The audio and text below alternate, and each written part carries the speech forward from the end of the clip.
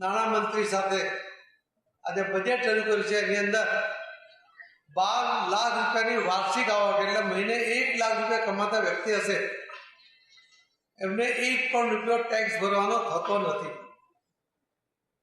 સામાન્ય રીતે આપણે 30% જો સ્લેબ ગણીએ તો લગભગ 2,40,000 ટેક્સ ભરવાનો થાય. કદાચ પહેલાં જે 2 કે 3 લાખ સુધી છૂટ હતી એ પણ જો કાઢવા જઈએ આપણે તો પણ આપણે લગભગ 2 લાખ રૂપિયા ટેક્સ ભરવો પડતો.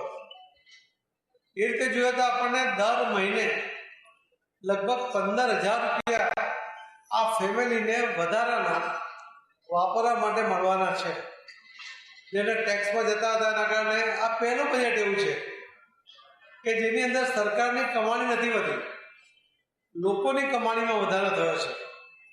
અને જે નોકરિયાત વર્ગ છે, જે મધ્યમ વર્ગના નોકરિયાત છે, એમને આ 12 લાખ સુધીની રાહતને કારણે ખૂબ મોટો ફાયદો પણ થયો છે.